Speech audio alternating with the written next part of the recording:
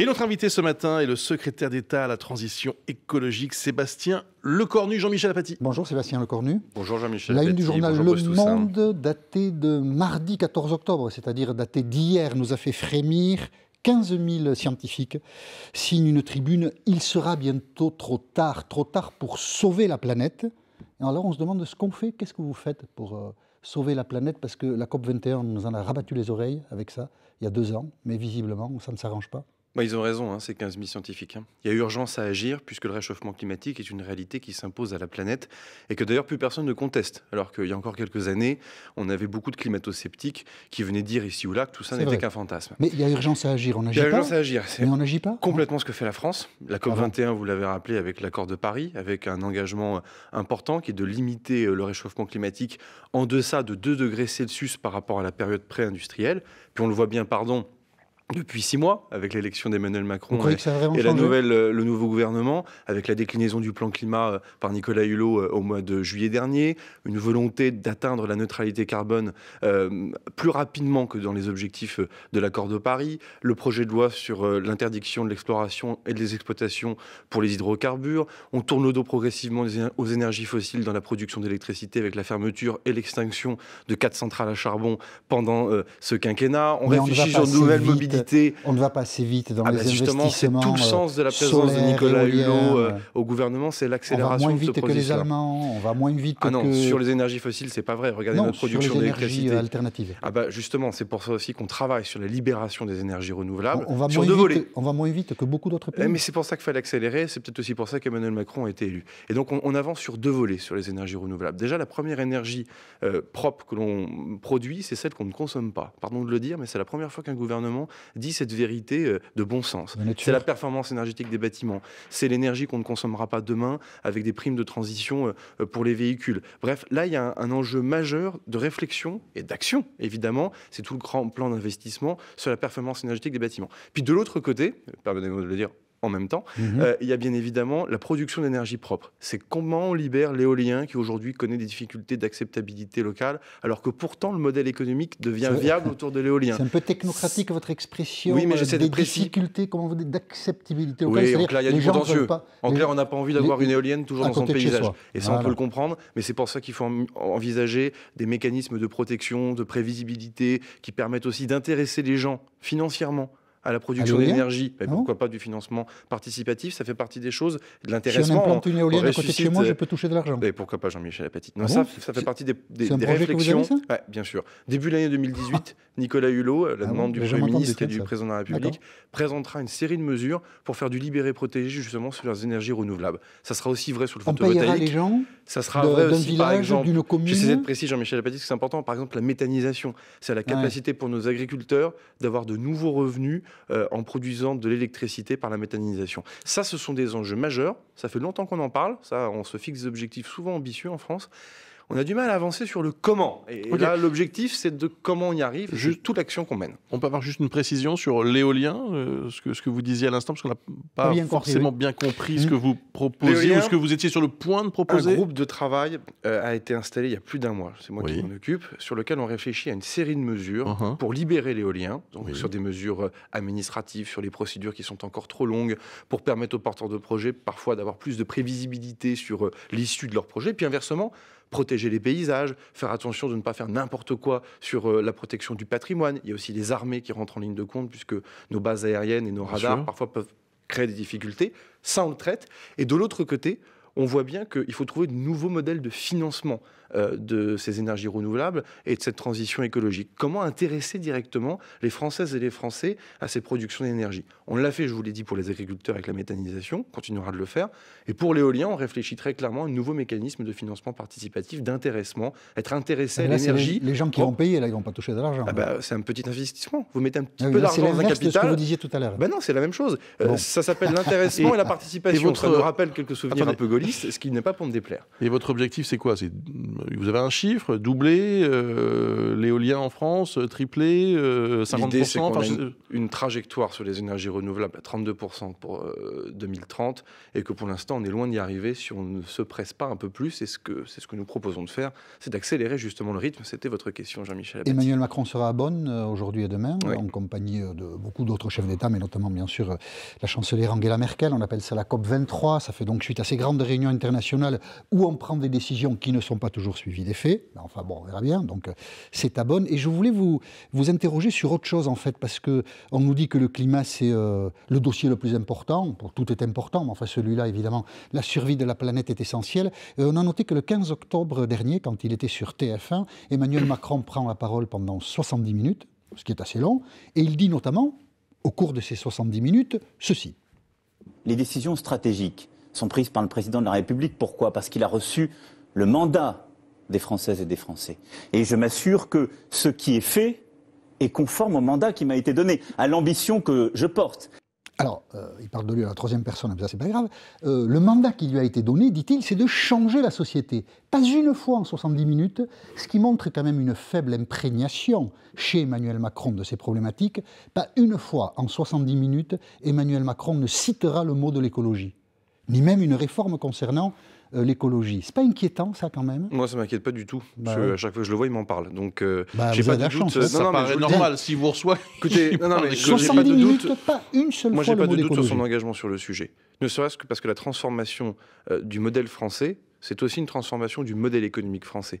Et que le président de la République, il entend bien, quand il parlait d'économie, il parlait aussi d'écologie. Mais il le dit pas. En 60 minutes. Pas... Il l'a dit à d'autres reprises, ne faisons pas de procès d'intention qui serait vraiment trop rapide et trop facile. Si, je le vois bien un petit peu. Non, ça recoupe l'appel des scientifiques. La transition écologique et la transition énergétique, elle sert aussi la transformation du modèle économique français.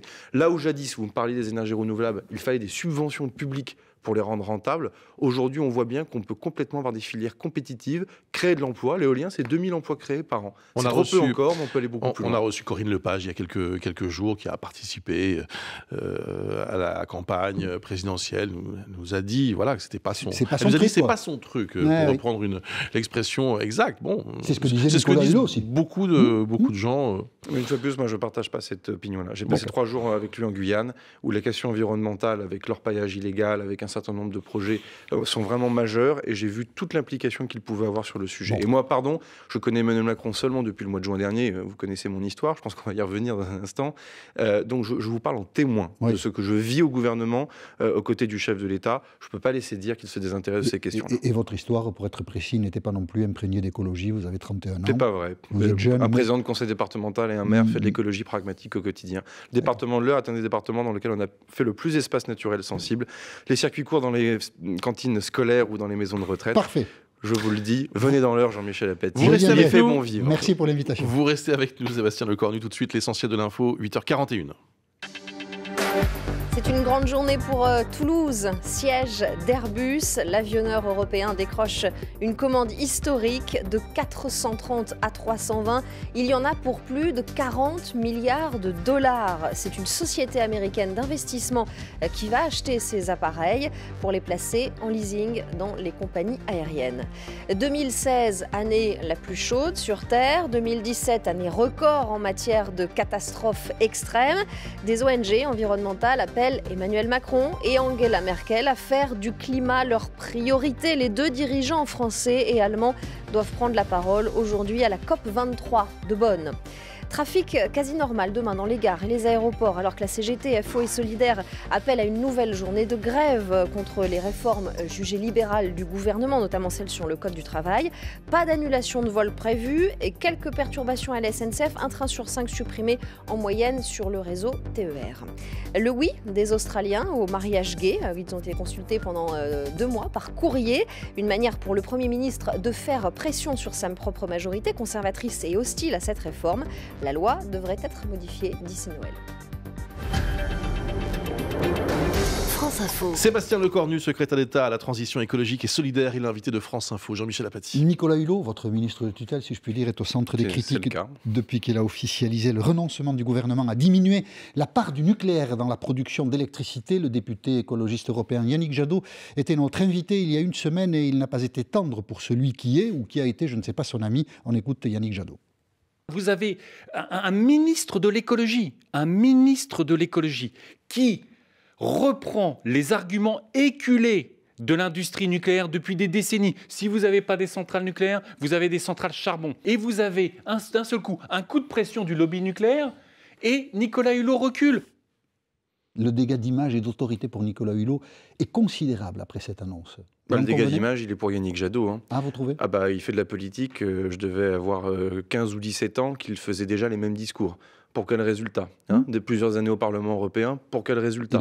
Yannick Jadot, ça fait 6 mois qu'il tape sur Nicolas Hulot matin, midi et soir. Heureusement que Nicolas Hulot est au gouvernement pour permettre à Yannick Jadot d'être invité ici. Quand même. Ça, c'est la réalité. Moi, je veux vous dire une chose, Jean-Michel Apathy, je ne peux pas laisser dire tout à l'heure qu'on recule sur l'objectif de la diminution de la production de la part d'énergie issue de l'électronucléaire. C'est pas vrai. Reculé, non, on reste attaché aux 50%. Oui, mais la réalité, elle est simple. Est-ce que c'est jouable en 2025? Est-ce que c'est faisable en 2025 sans redémarrer des centrales à charbon? Stagner, si vous préférez. Et sans revenir sur les énergies fossiles. La réponse est non. Le Parlement a voté. Ah mais d'accord, mais c'est tout le problème aussi. C'est que sous le quinquennat précédent, on s'est beaucoup intéressé à se donner des objectifs qui étaient parfois totémiques, ambitieux certes, mais totémiques, sans se poser la question du comment. Comment on fait pour y arriver? Et c'est tout l'enjeu de l'année et des mois qui vont se dérouler devant nous jusqu'à la prochaine programmation pluriannuelle pour l'énergie, c'est comment on fait pour avoir un mix énergétique qui soit sincère. Parce que moi, je préfère une vérité qu'un mensonge, Jean-Michel Apathy.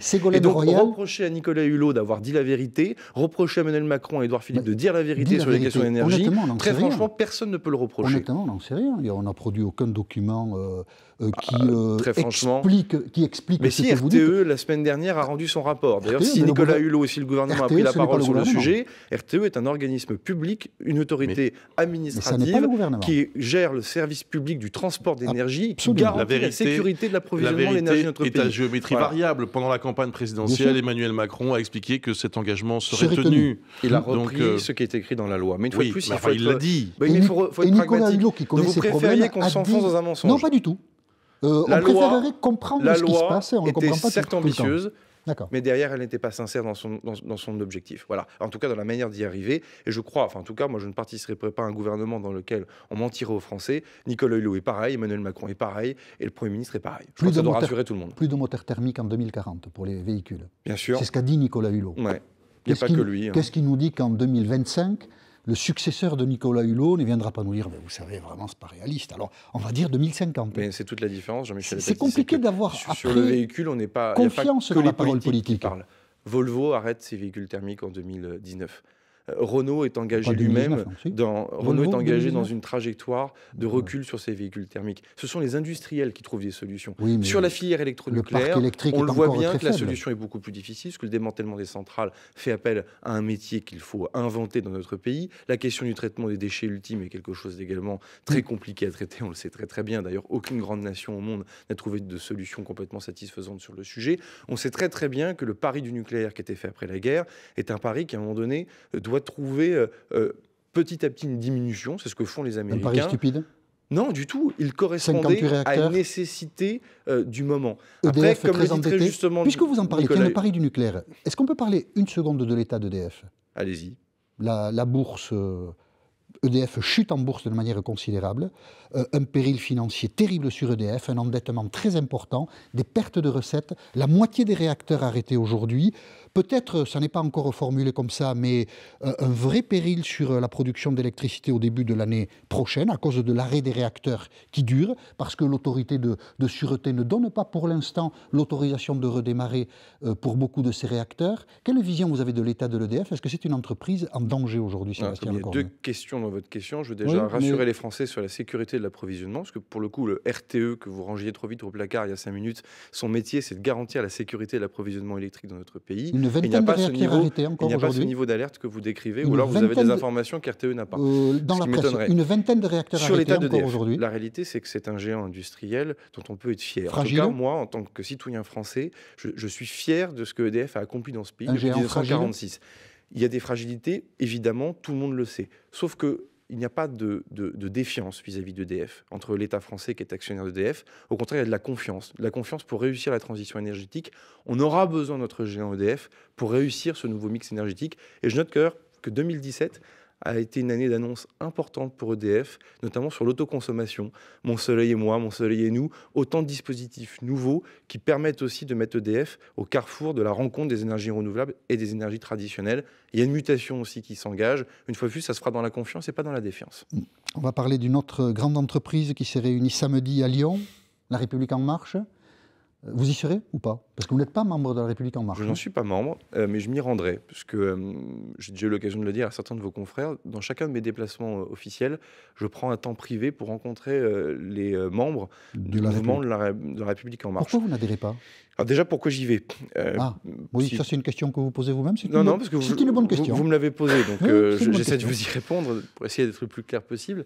Quand on est ministre d'Emmanuel Macron, je pense que c'est la moindre des choses que d'écouter les partisans d'Emmanuel Macron. Déjà, les écouter pour savoir quelles sont leurs attentes. Au bout de 6 mois, je trouve ça plutôt intéressant. Et puis aussi faire la pédagogie de ce que nous faisons au gouvernement, y compris d'ailleurs sur mon département ministériel. Je suis invité samedi prochain. Si j'étais invité au congrès du MoDem ou d'autres formations politiques qui soutiennent l'action du gouvernement, je m'y rendrai de la même manière. Je trouve que c'est le moindre des respects que l'on doit à celles et ceux qui s'engagent. Sur l'adhésion. Pourquoi vous n'adhérez pas? Sur l'adhésion. Bon, j'ai reçu ma gentille lettre de Bernard Accoyer lundi dernier. Disant que vous ne faisiez plus partie des Républicains. Me notifiant ma sanction disciplinaire d'exclusion. Mon Dieu, c'est grave. Ça s'appelle.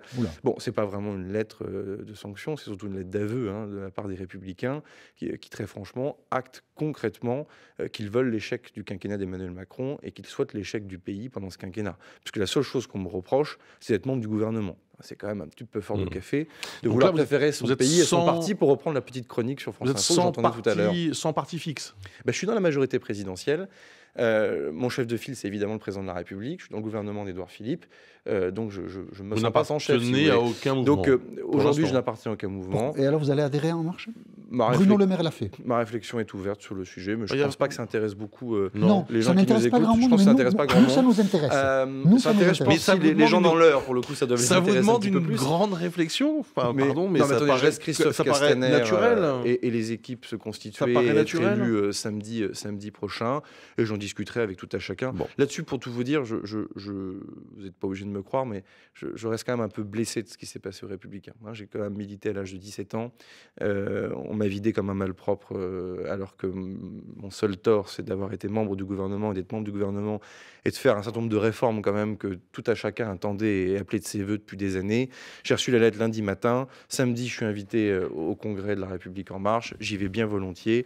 Je retrouve un certain nombre d'amis qui m'y avaient invité, comme Julien de Normandie ou Hugues Granson, par exemple. Mais voilà, donc là-dessus... Ok. Vous restez avec nous. On se retrouve dans quelques instants. Il est 8h50. L'essentiel de l'info, Edwige Coupez.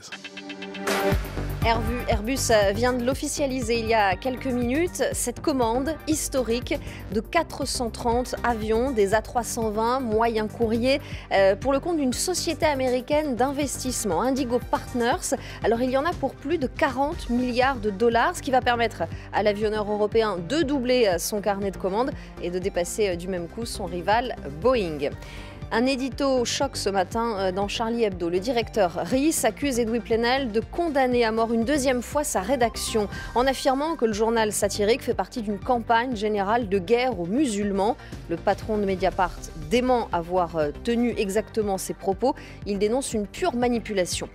La prise de pouvoir de l'armée au Zimbabwe, des militaires contrôlent les accès au Parlement et au siège du parti. Mais ils affirment qu'il ne s'agit pas d'un coup d'État, d'une simple action seulement contre des criminels qui se trouveraient dans l'entourage du président Mugabe. Il est au pouvoir depuis 1980.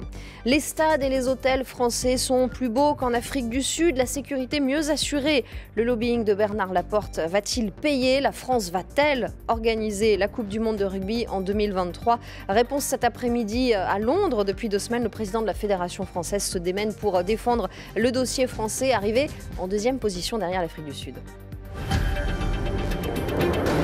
France Info. Sébastien Lecornu, secrétaire d'État à la transition écologique et solidaire, et l'invité de France Info ce matin, Jean-Michel Apathy. Donc vous serez à Lyon, Sébastien Lecornu, à ce grand rendez-vous de La République En Marche. Vous avez dit tout à l'heure, je vais écouter les adhérents de La République En Marche en avant-première. Je vous propose d'écouter Eddy Graël, qui est un marcheur de la Nièvre et qui n'est pas très content de la situation démocratique de La République En Marche, puisque vous le savez, pour choisir son futur délégué général, La République En Marche a le choix entre Christophe Castaner et Christophe Castaner. On écoute Eddy Graël. C'est là que, il y a on un voit seul que candidat. qui décide de tout ça, ça vient du haut. Donc, il y a un seul candidat. On donne une impression de démocratie qui finalement est bien pour vendre En Marche, mais finalement, voilà, la réalité, elle est là, quoi. Bon, c'est vrai, un seul candidat pour un poste, c'est pas terrible, quoi.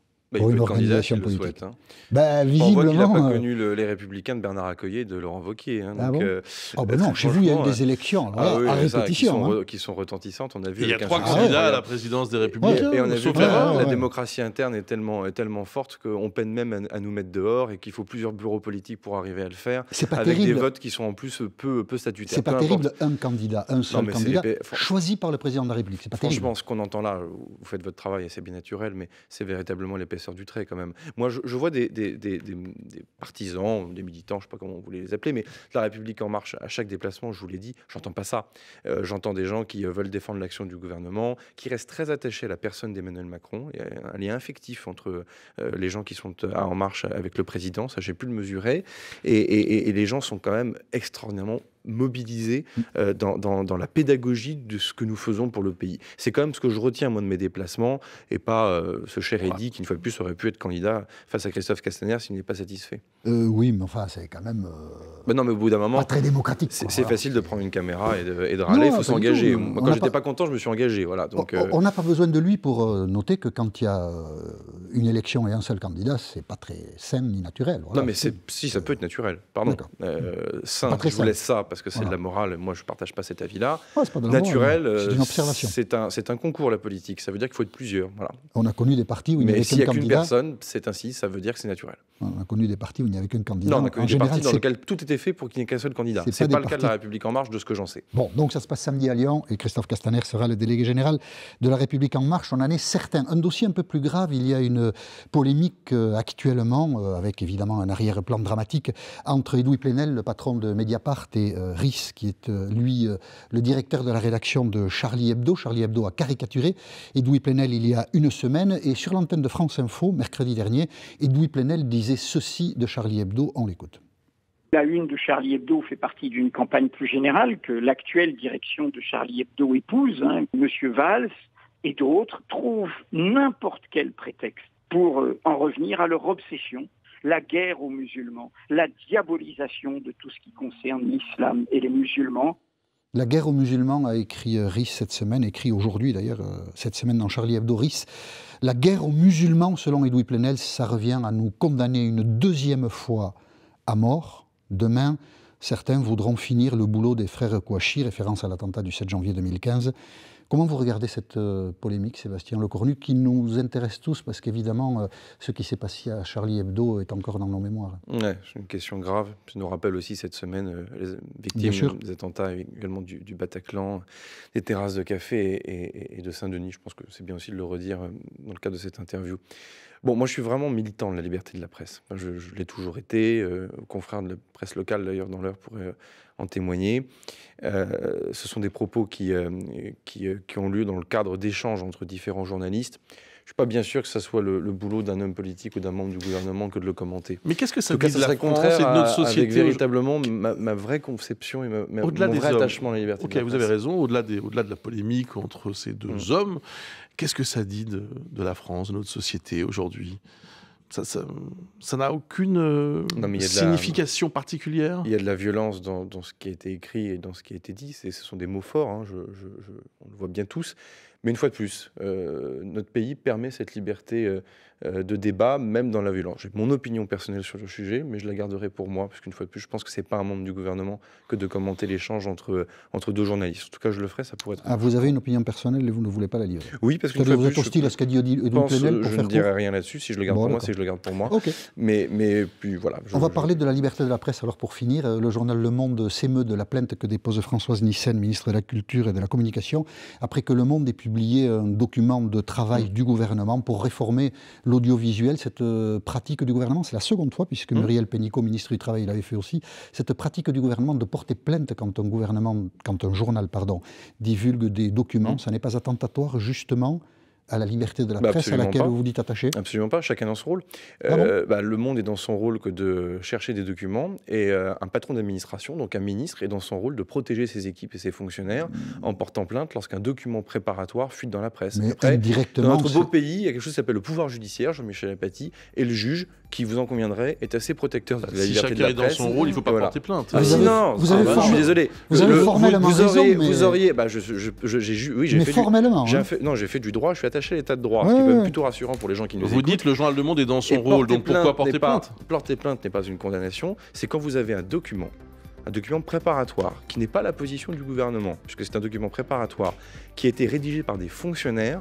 La moindre des choses, c'est que le patron d'administration porte plainte. Que diraient les syndicats? Ils auraient raison, de la fonction publique, si le patron de l'administration ne protégeait pas ses équipes en portant plainte. Et je le redis, chacun est dans ce rôle. Merci. Mais il y a un troisième personnage qui est dans son rôle, c'est le juge dans cette affaire-là qui devrait traiter cette affaire. Il y aura beaucoup de plaintes. On a bien compris. Merci beaucoup Sébastien Lecornu. Bonne journée à vous.